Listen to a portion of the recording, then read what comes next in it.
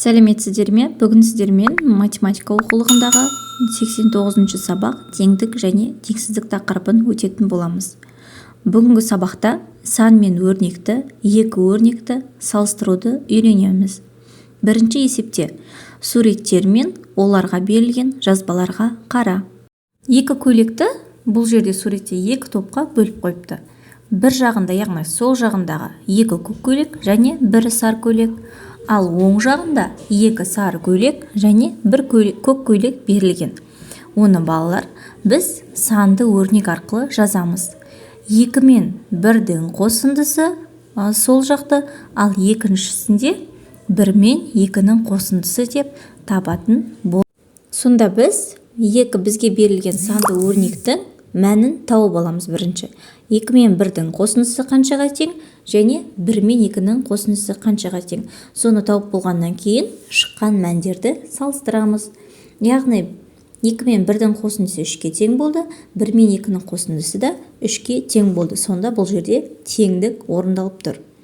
Енді келесі суретке назар аударайық. Енді бір жағында қазақша шапан берілген, ал екінші жағында қыздардың көйлегі берілген. Енді қыздардың көйлегіне қарайықшы. 2 көк көйлек және 1 сары көйлек. Енді осыған санды өрнек құрастырамыз. 2 көк көйлекке 1 сары көйлекті қосамыз. Ал қазақша шапан 3 қызыл түсінен және 3 көк түсінен берілген екен. Енді осы өрнекке екеуіне санды өрнек құрастырамыз. 2 мен 1-дің қосындысы қаншаға тең? 3-ке тең. Ал 3 пен 3-дің қосындысының мәні 6-ға тең. Енді балалар, жаңағы мәндерді салыстыру арқылы біз қай жақтың үлкен екенін табамыз. Сонда қыздардың көйлегі 3 болып тұр, ұлдардікі 6 болып тұр. Сонда бізде үлкені ұлдардың шапаны қыздарға қарағанда артық екен. Келесі мына ережені есіңде сақта.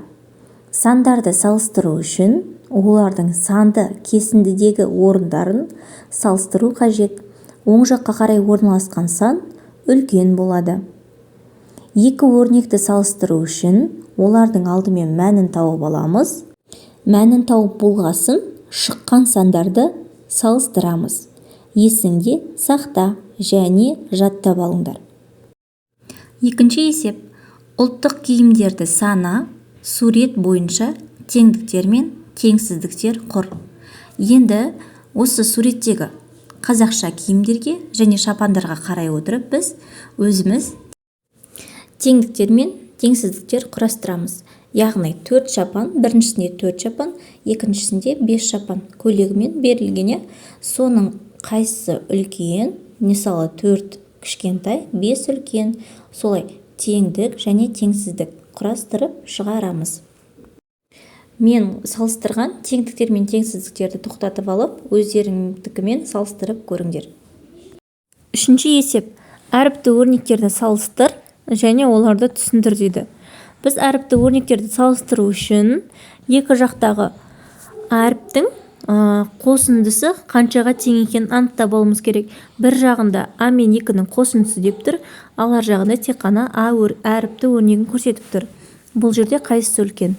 Әрине А мен 2-ның қосындысы үлкен. Яғни қай жақтың мәнінің қосындысы үлкен болады, сол жақты біз үлкен деп есептейміз. Және естеріңде сақтаңдар, әріпті өрнектердің біз мәнін таба алмаймыз. Тек қана қайсы қосынды үлкен, яғни қосынды сан үлкен, сол жағын салыстырамыз. Келесі 4-ші есепке назар аударайық. Әр суретке сәйкес келетін өрнектерді таңда, олардың мәнін тап. Мысалы 3 көк сырға және 1 сары сырға берілген. Сонда 1 мен 3-дің қосындысы 4 болады. Соны сәйкестендіреміз. Бізге 5 білезік берілген, ол 5 білезіктің екеуін азайт дейді. Сонда 5 пен 2-ның айырмасы 3-ке тең. Сол жерден санды өрнекті тауып, соны сәйкестендіреміз. Келесі 3-ші суретке қараймыз. 1 сары сырға және 6 көк сырға берілген. Сонда 1 мен 6-ның қосындысының мәні 7-ге тең. сол санды өрнекті біз сәйкестендіреміз. Жақсы, олай болса 5-ші есепке назар аударайық. Есепте сұрақ қой, есептің қысқаша жазылуын тап және оны шығар. Мерекеге арнап 20 әйелдер 50 ерлер костюмі тігілді. Сонда мерекеге арнап әйелдер мен ерлер костюмінің барлығы қанша болды? 20 әйелдер 50 ерлер костюмін істейміз. 50-ге 20-ны қосамыз. Сонда барлығы мерекеге арнап 70 костюм тігілді. 6-ші есепке назар аударайық. Есепте дейді. Бұл жерде екі амалда өрнек берілген. Жақсы білесіңдер. 20 мен 30-дың қосындысы 50 болады. Шыққан санға 50-ге 10-ды қосамыз. Сонда екі қосындының мәні 60-қа тең. Бұл есепті өздерің шығаруды жақсы білесіңдер. Үйге тапсырма етіп берейін. Шығарып, комментарийға қалдыруды ұмытпаңдар. Келесі сабақта кездескенше сау болыңыздар.